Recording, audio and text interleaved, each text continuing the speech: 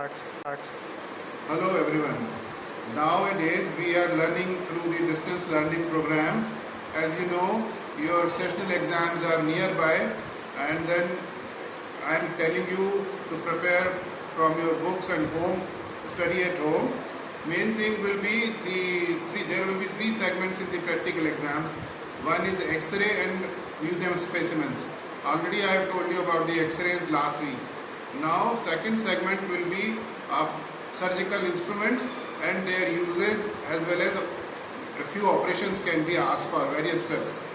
So today the topic is various surgical instruments and their uses.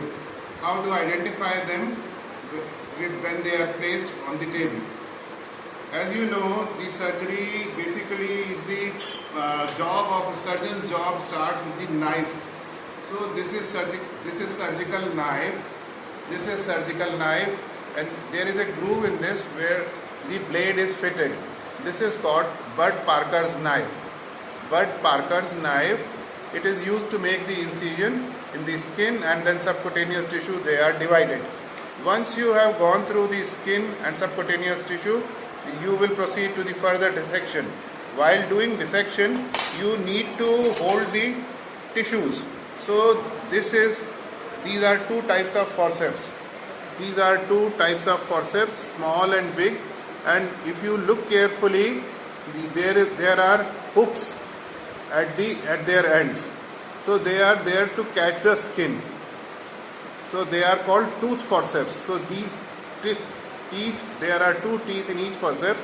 This is small tooth forceps and this is big tooth forceps. They are used to catch the edges of the wound skin. Then similarly, if the structure is soft, then the tooth are missing, and this is called plain forceps. Plain forceps. Now suppose you have to stitch the skin. So to stitch the skin, you have to apply stitches. So you need suture material on the needle, as well as this is the needle holder. This needle holder, there is a ratchet. This is called a ratchet. Ratchet is because you can lock it 1, 2 and 3 steps, and you can unlock it. And these are the blades. Serrated blades are there, in which the curved needle is placed.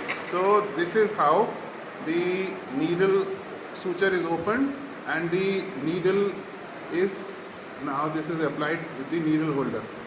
This is like this, and now you can, with this tooth forceps, you can catch both the ends of the skin, and then you can suture the needle holder. This is needle holder, and it is used to put the put the sutures. These are the two blades, upper blades, and this is a ratchet. This ratchet is just to hold it in position. Once you lock it, then it will remain locked only. 1, 2 and 3, depending on the size of needle, you can lock it. And then these are two anterior ends. You see carefully, there are serrations are there to hold the grip strong. These serrations, they keep the needle in place even if you face the tough structures. Like this, you catch the needle, and then you catch both the ends of the skin, and you take a bite, and then you can place a knot, and this is how sutures are done. Suturing, once suturing is done, you have to cut the suture. So these are straight forceps. They are mainly used to cut the sutures. This does not have any ratchet. You apply your fingers and then you cut it.